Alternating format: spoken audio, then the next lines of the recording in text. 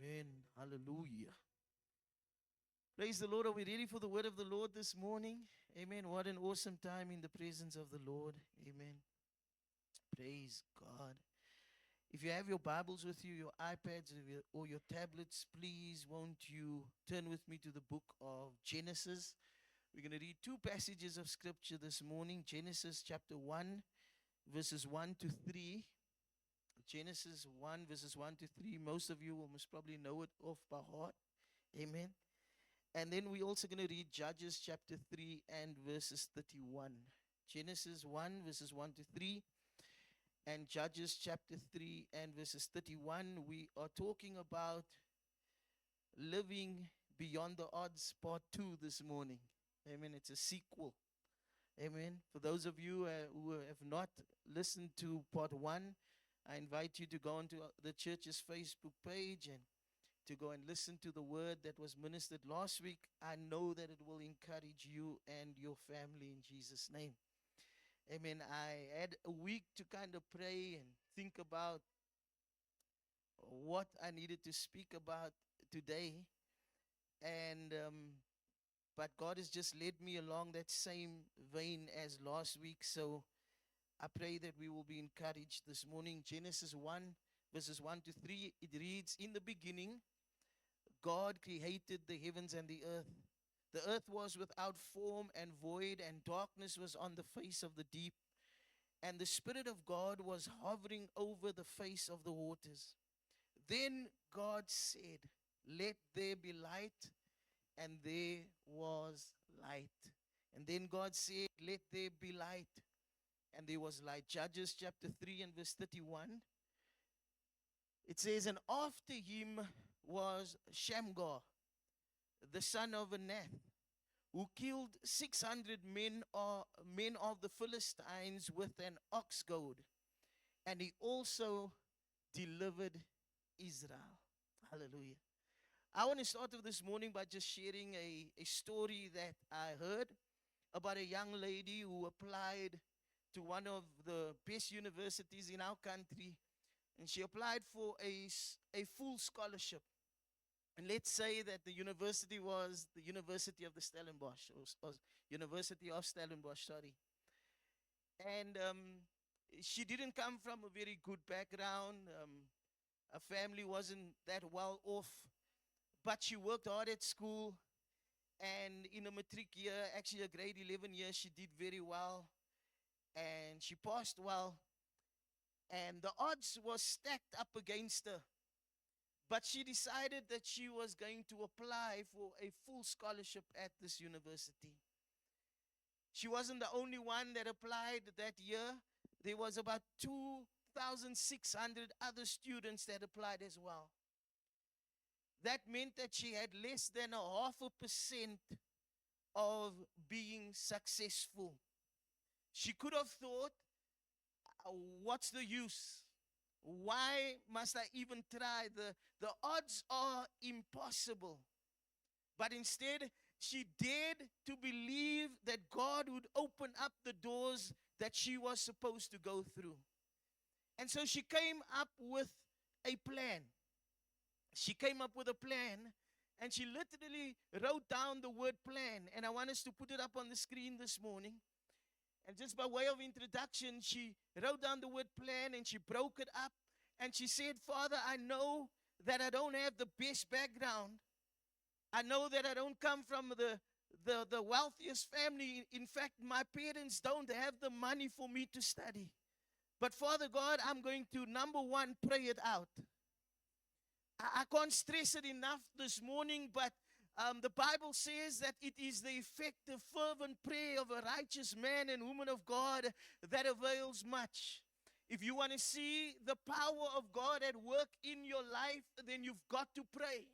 You've got to seek the face of God. You've got to call upon His name. And that is exactly what she did. She said, "Lord, the odds are stacked against me. I don't know how I'm going to do it. But Father God, I'm calling upon you. I'm going to pray it out." The second thing she did was she laid it out. And to lay it out simply means that She took it and she wrote it down on a piece of paper. The Bible says that in the book of Habakkuk, it says that he took the vision that God had given him and he wrote it down and he put it in front of him. And so she wrote down the vision. She said, Father God, I thank you that I'd like to study at Stellenbosch University. I thank you for a full scholarship. And she said, that's the vision. She put it on the wall. Went on the internet. She took a picture of Stellenbosch University and she put it on the wall next to the vision. And she said, Lord, I'm going to pray it out, but I'm also going to lay it out. It's so important that we understand that as believers, that you and I, that we have a vision, that you have a dream on the inside of you. And don't take it for granted, because the Bible says that God is the giver of dreams. And so God will place a dream within you. God will give you a picture of your future. And when God gives it to you, you got to say, God, I'm laying it out. I'm going to put it up somewhere. But Father God, I'm going to pursue the dream that you have placed within me. Are there any dreamers in the house this morning? I want to encourage you, don't lay it down. Don't throw your dreams away. You got to say, God, I know it's taking some time, because you see the enemy, man, wants to delay things. And sometimes the delays will cause us to give up. The children of Israel, before they went into the promised land, God gave them a picture. Moses sent out the 10 spies. They came back with this huge cluster of grapes. And what God was showing them was, this is the vision. This is what it looks like. A land flowing with milk and honey. You might not be in the best position, but I want to encourage you to keep on dreaming the dreams of God. I want to encourage you to pray it out, but also to lay it out in Jesus' name. I want to encourage you that the God that we serve has plans for your life. If you don't want to do it for you, do it for your children. Hallelujah. Do it for your children. Put up a pic of the university that you would like them to study at. Put up a pic of seeing your children successful and saying, Father, this is the vision, Father. I'm praying it out. I'm laying it out. I'm putting it here. And I thank you that you can do it for me and my family. And this is what this young lady did. She prayed it out. She laid it out. And then she acted out. In other words, faith without works is dead. When people came to her and they asked, they said, what are you going to be studying next year? She said, I'm going to study this degree, and I'm studying it at Stellenbosch University. She said, God, I know that there's no evidence. I haven't received the scholarship yet, but I'm acting it out. I'm declaring it by faith, Father God. I'm not going to curse my crisis. I'm speaking life into this thing in Jesus' name. Hallelujah. I might not have the money. My parents might not have the money, but I'm praying it out. I'm laying it out, and now I'm acting it out. I declare that I will go to that university. She did that. And the fourth thing she did was she said, I'm navigating it out. And she literally wrote down Psalm 23, the Lord is my shepherd, I shall not want. She says, God, I can do everything that I can do. But now, Lord, I can pray. I can write down the vision. I can speak the right thing. But now I'm giving it to you. You are my shepherd. You lead me. You guide me to victory, Father. You navigate me through this season. And you know what? A few months later, she got the phone call. And out of 2,600 students, she was one of the 12. Less than a percentage chance. The odds were stacked against her. But God came through for her in Jesus' name. Hallelujah. Hallelujah. I want to encourage you this morning that God can do the same for you in Jesus' name.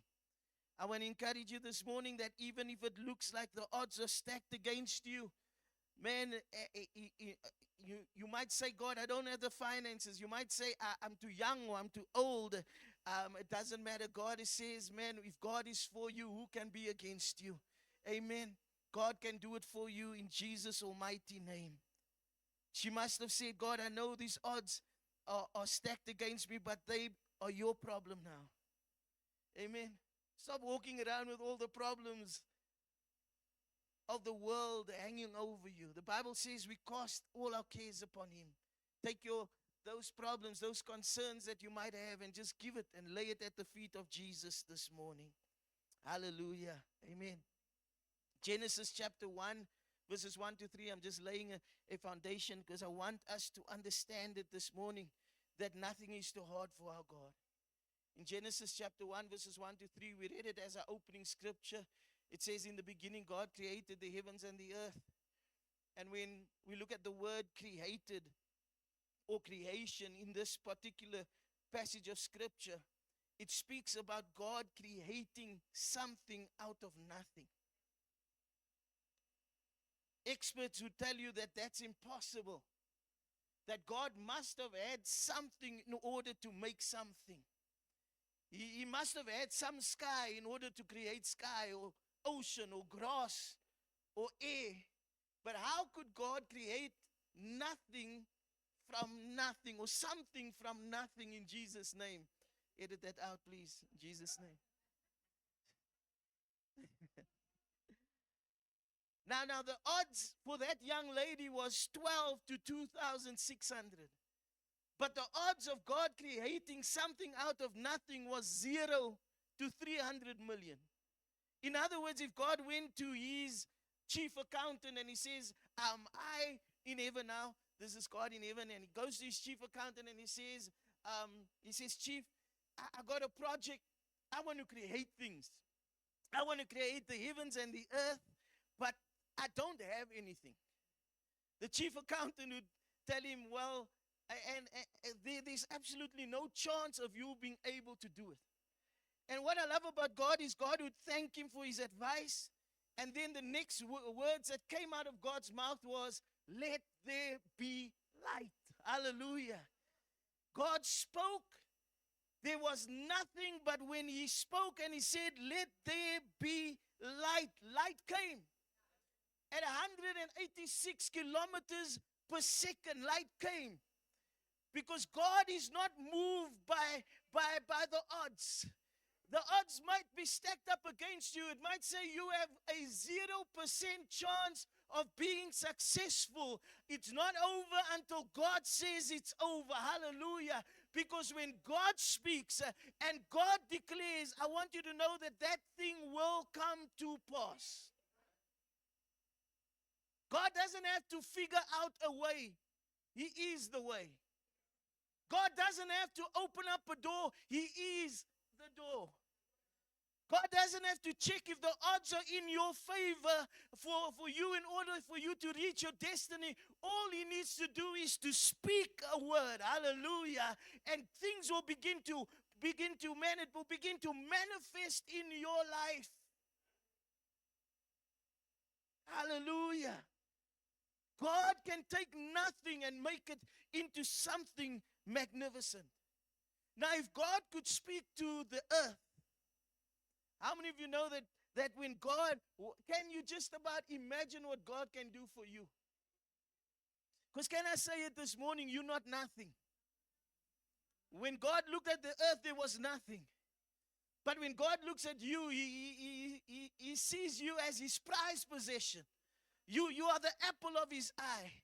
His DNA is on the inside of you. The Bible says that when God made you and me, when we were in our mother's womb, he breathed his life. The life force of God himself is on the inside of you. There may be odds that are stacked against you in certain areas, but I'm here to encourage you this morning that those odds cannot stop you. Hallelujah. Because if God is for you, who can be against you? God has a destiny for you. Hallelujah. And God wants you to leave a mark on this planet in Jesus' name. So don't allow the odds to discourage you this morning. Even if the odds are 0 in a million, all God has to do is to speak, and the odds will change in your favor. Hallelujah. Judges 3 verses 31. We're going to quickly look at one of the judges in the book of Judges. And the Bible doesn't say a lot about him. His name is Shamgar. The Bible actually actually just mentions him twice. And this is one of the times that the Bible mentions him. It's just one verse. And it says, after him, the previous judge was Shamgar, the son of Anash, who killed 600 men of the Philistines. He did it with an ox goad. And he also delivered Israel. Another version of the Bible says that he also saved Israel. Shamgar lived over 3,000 years ago. He was a farmer, and he saved an entire nation with an ox goad. An ox goad is a wooden pole. I forgot to bring my palachi today. I had one, and I thought, Lord, let me bring my palachi to church. Because when he come, so he had this wooden pole. And so, as a farmer, what they used to do with the ox goad, with this wooden pole, it was sharp on the one side, and on the bottom side, it was like flat. It was like a triangle. It was like a flat piece. And so, what they used to do was, they used to plow for hours. And so, as they plowed, the oxen would become lazy, and they would become maybe even a little bit tired. And so, in order to motivate them, a farmer would take this palachi, this ox goad, this pole, and he would poke on the oxen in order to encourage them to carry on working. So it was a farming tool. It was a farming tool. And so Shamgar was a farmer with a farming tool, but the Bible says that he killed or he slew 600 Philistines. He saw that his nation was under threat. He saw that his family was being overtaken. And something came upon him. And against incredible odds, 600 to 1, the Bible says that he won. Hallelujah. I don't know what kind of odds are against you today, whether it's physical or financial.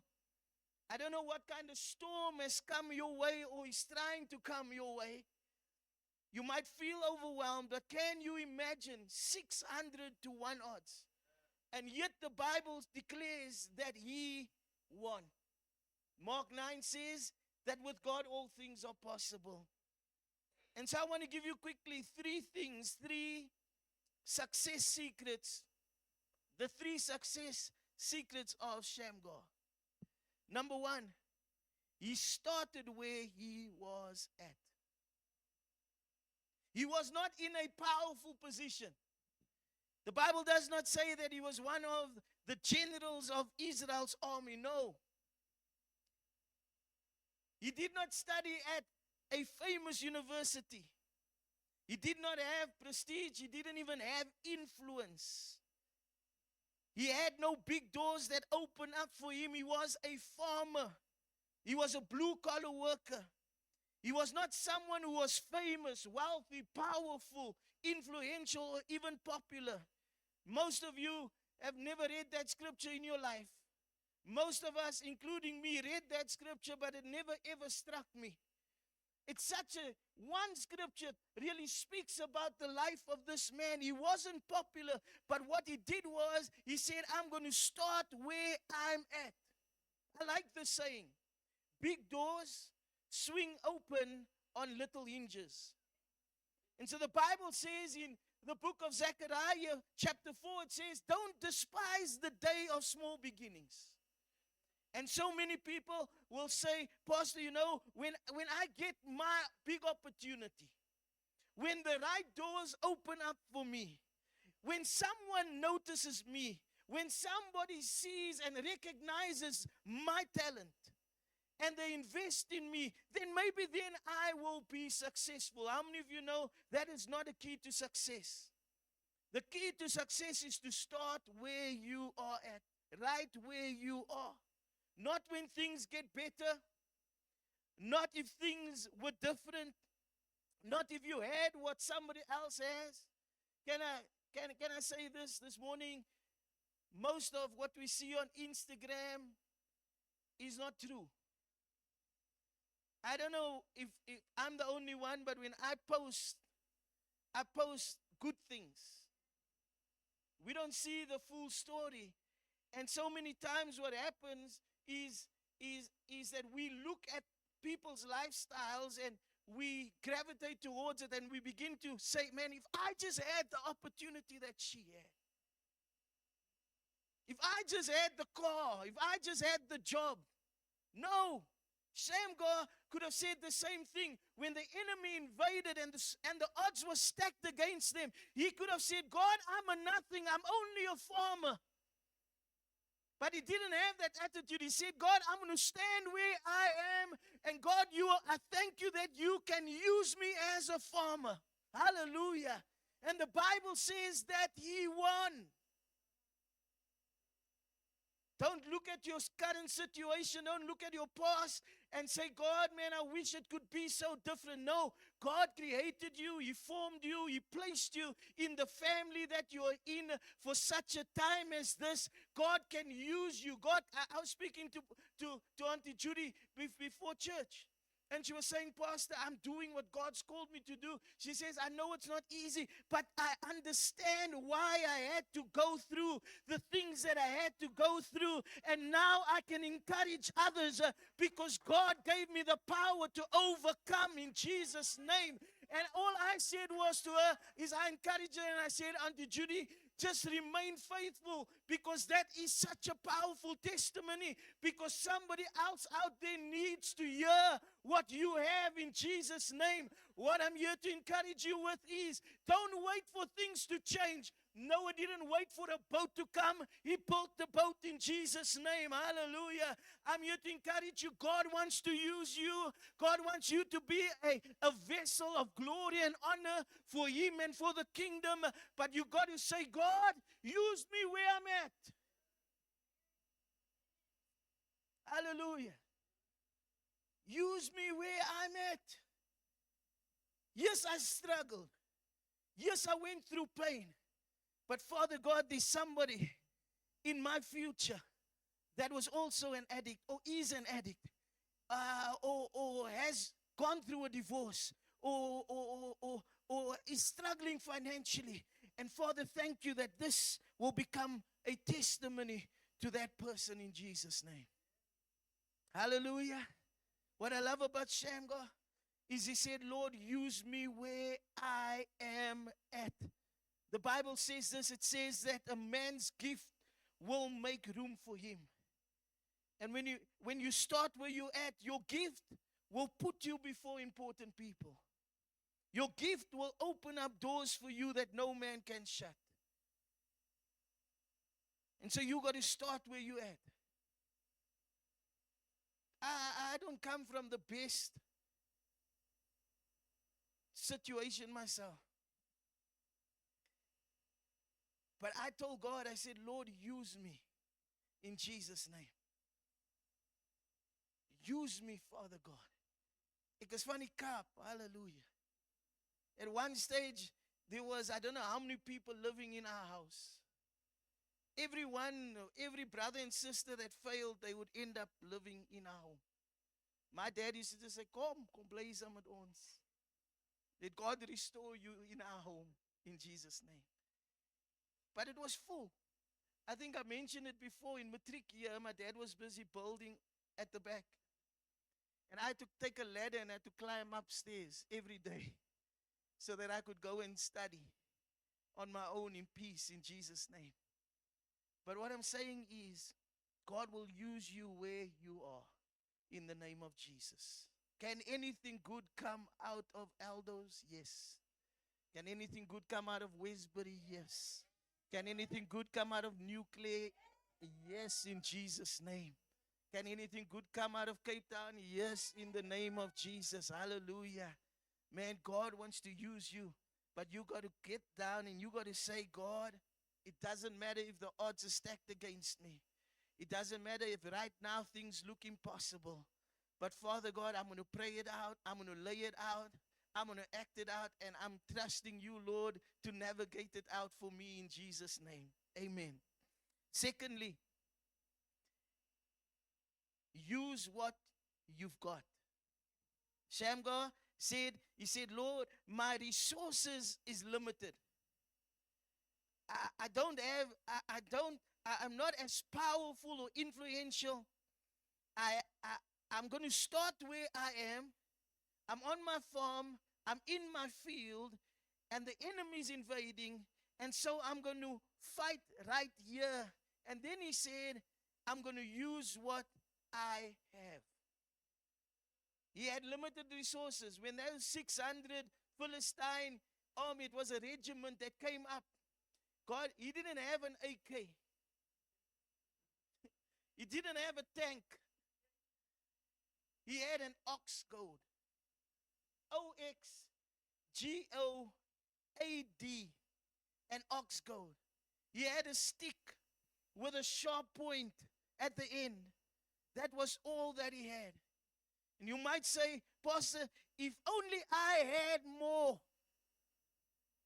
Come on. We're taking that attitude this morning and we're saying, no, it's not what I don't have. It's what I have that is more important. Can I encourage you this morning? Stop looking at what you don't have. We know that song. Count your blessings, name them one by one. Count your blessings, see what God has done. Count your blessings, name them one by one, and it will surprise you what the Lord has done. Hallelujah. Hallelujah. Stop focusing on what you don't have. Focus on what you have. How many of you know when God spoke to Moses, God said, Moses, what do you have in your hand? He said, Lord, all I have is apology. He said, all I have is a stick, a rod. And God says, that's good enough. God says, throw it down on the floor. He threw it down on the floor, and as soon as he threw it down, the supernatural touch of God came upon that rod. It turned into a snake, and it swallowed up the snakes of Pharaoh. When they stood in front of the Red Sea, and God looked at Moses, he says, Moses, what do you have in your hand? He says, Lord, all I have is a apology. And he lifted it up, and when he lifted up his apology, the Red Sea opened up in Jesus' name. Can I ask you this morning, what do you have in your hand? Hallelujah. Welcome to Cape Town. We gonna party. Now you all know what apology is. Hallelujah. It's a piece of stick, but man, that piece of stick, God turned it into a supernatural weapon. Shamgar said, I'm only a farmer. He said, I don't have power or influence, but God used me where I'm at and used what I have in my hand. And he picked up that ox goad, and with a stick, the Bible says he won. The odds were stacked against him, but he won. Am I looking at winners this morning? Hallelujah. I prophesy this morning that you are a winner in Jesus' name. I prophesy that everything you need in order to be successful in this world is on the inside of you. You don't need somebody else's apology. All you need is your own apology. You need to understand that God has gifted you. There's a talent on the inside of you, and God wants to use it for His glory in Jesus' name. You might say, I'm not the best at maths. It does not matter. Hallelujah. What do you have in your hand? David went against Goliath. Goliath laughed at him and said, you're coming to me with a sling and with a stone. But David says, this is what I have in my hand. Just before that, the Bible says that King Saul came to him and said, David, here's an armor. Put on the armor. Here's a sword. David got dressed with somebody else's armor and with somebody else's sword. And he said, I can't move in this thing. God is not going to give me victory in this thing. I've got to be myself. What do I have in my hand? How did I kill the lion and the bear? I did it with a sling and a stone. And so David goes and he faces Goliath with what God placed in his hand, and he overcame his giant in the name of Jesus. You might say, I'm good at selling. Use it. Some of you guys are so, julle kan enige iets verkoop.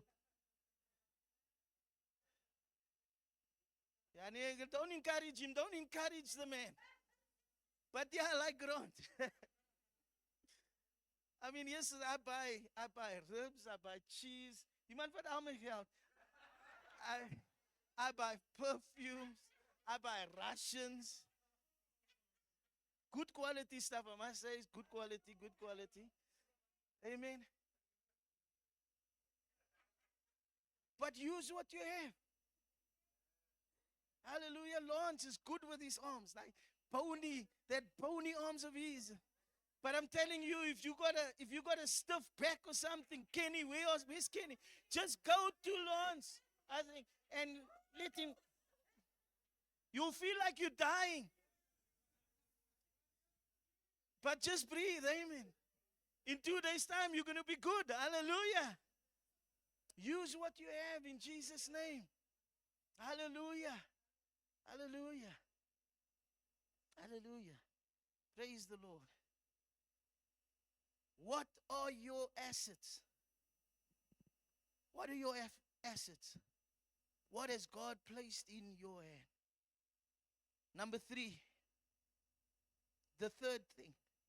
What was Shamgar's secret? And I love how awesome God is. Because what happened during praise and worship this morning is really this point. And as Pastor Jen was flowing, I was like, this is exactly what I'm going to preach. Because it's all about the Holy Spirit, and you're going to see now. What was his secret? What was the key that shifted his life so that he became a judge or a deliverer of God's people? How did he get to save a whole nation? And the Bible gives us the secret in Judges chapter 3 and verse 10. He saved Israel, one man with an ox goad. And in order to understand his secret, you got to understand how you became or become a judge. Judges chapter 3 and verse 10 speaks about Othniel. Othniel was the very first judge in Israel. Listen to what it says. It says, the Spirit of the Lord came upon him, and he judged Israel. Hallelujah. The Spirit of the Lord came upon him. That was his secret. His secret was that God's power, God's anointing came upon him. He had nothing.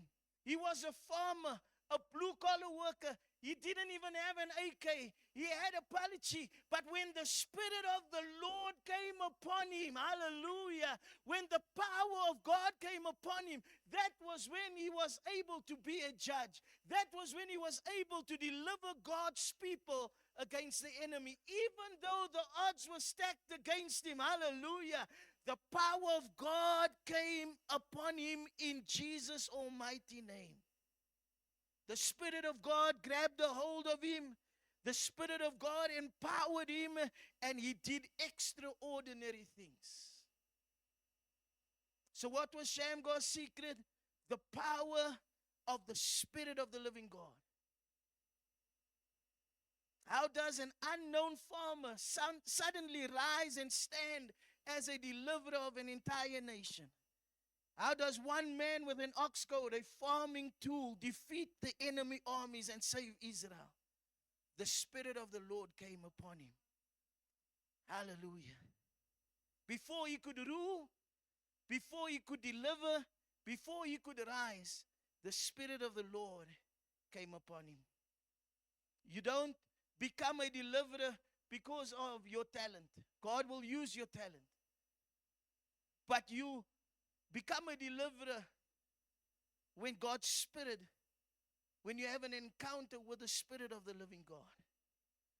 Shamgar was transformed not by human skill, but by divine empowerment. God took a simple man and turned him into a supernatural instrument. How many of you know the ox goad, that stick, was not powerful? But the Spirit of God on the man made that tool a powerful weapon. What is on your life? When the Spirit of God comes upon you, God will make the ordinary into something extraordinary. God will turn something natural and what looks natural and weak into something supernatural. God will turn something simple into something powerful. He will turn something that looks weak into something that is strong, common into something that is anointed. Shamgar's life teaches us that the Spirit of God is what makes the difference.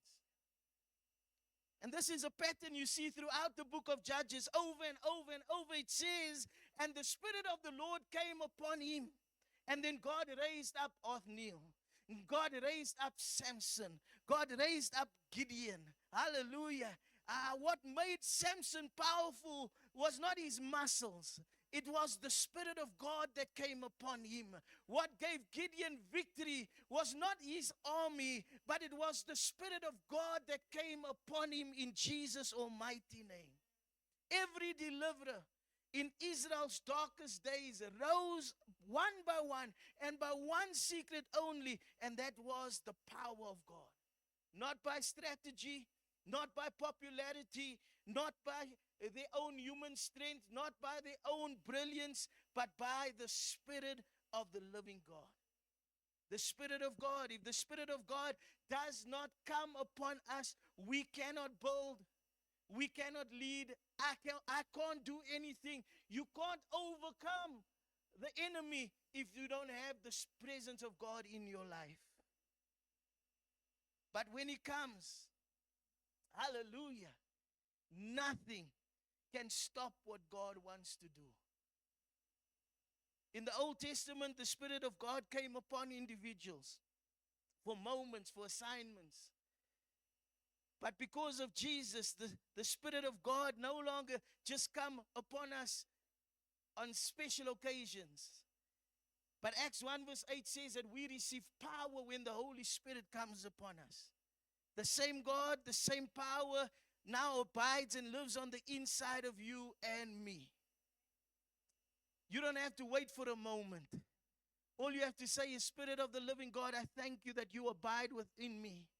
And just like you used Shamgar, just as you came upon him, thank you that you arise and you come upon me right now in Jesus' name, and you take control. You know what is so powerful is that when God's Spirit comes upon you, it will give you the power to stand when life pushes against you.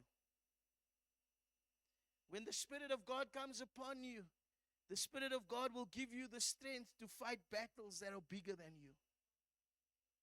600 to 1, but you will win in Jesus' name.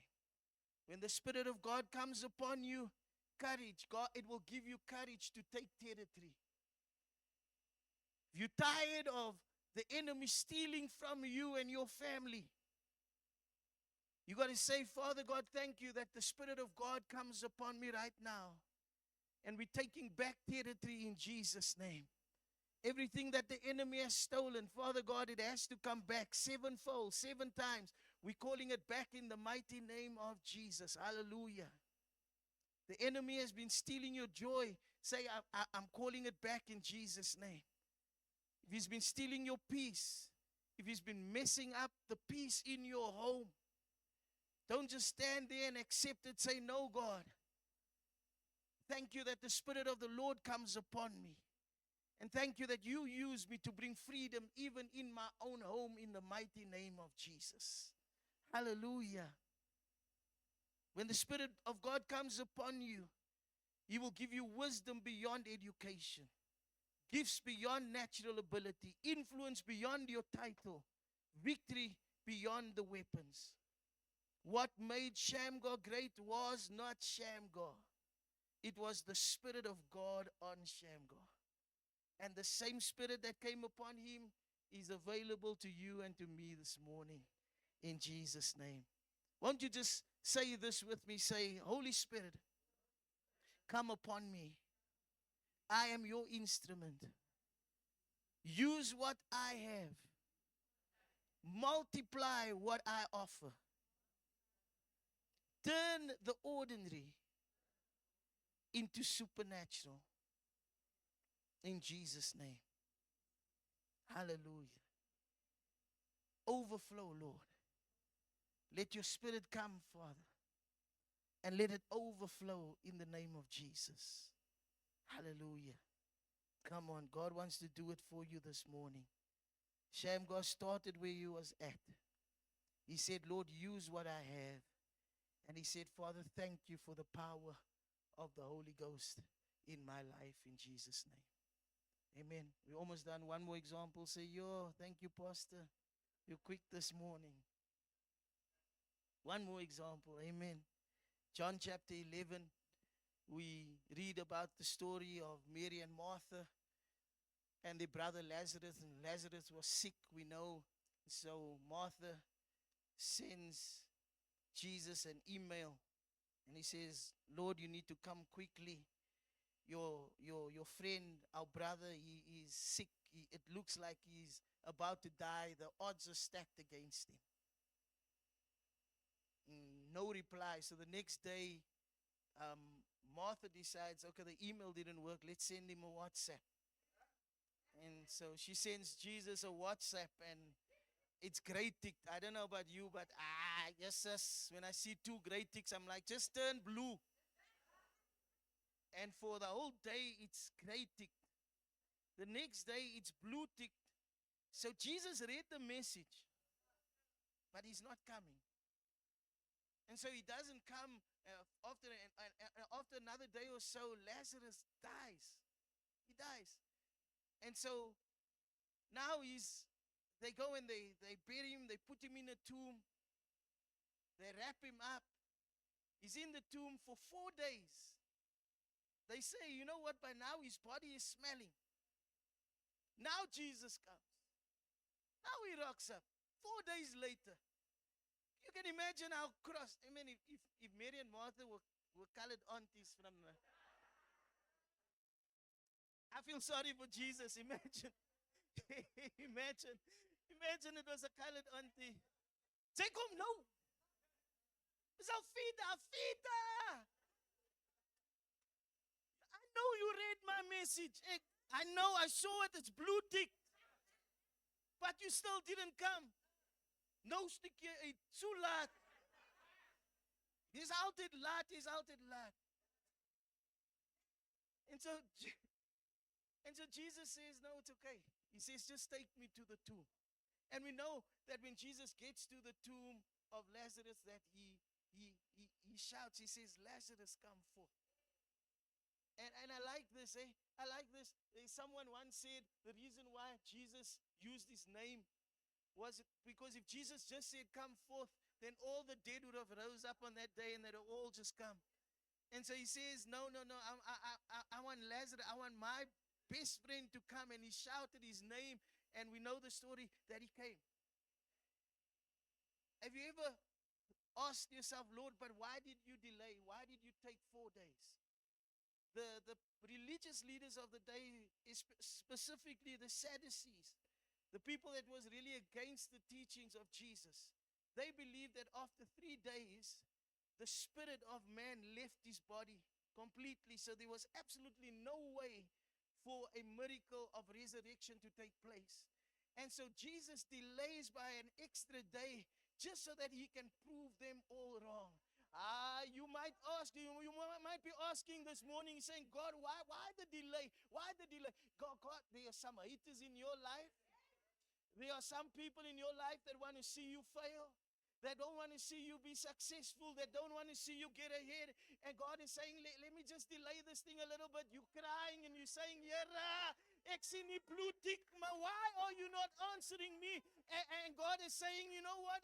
I'm just going to delay it a little further so that they know without a shadow of a doubt that I am God and that I am on your side. And that I can turn your situation around. It doesn't matter if the odds are zero. God is saying, I can make something out of nothing in Jesus' name. All God needs to do is to speak a word. All God needs to do is to breathe in your direction. Hallelujah. and God will give you favor. God will turn your situation around for His good. I am here to encourage someone this morning. You got to get excited with me in Jesus' name. God can do the impossible. Hallelujah. Hallelujah. If He did it for that young lady, God can do it for your children in Jesus' name. I want you to pray it out, lay it out, do whatever you need to do, and just say, God, I'm not going to let go of the dream that you've placed within me. I'm not going to let go of the vision that you've given for me. God, I know that my first business didn't work. I'm not going to give up. I'm going to try again because I've got a picture of success in the mighty name of Jesus. Hallelujah. Resurrection power. Resurrection power. They thought it was dead. They thought it was over. The thing was smelling. But Jesus says, come forth in Jesus' name. Hallelujah. Almost started singing that song, same song that we sang last week, Pastor Sharman. God will work it out. God will work it out. One thing I know, one thing I found, is that God will work it out. Say, God will work.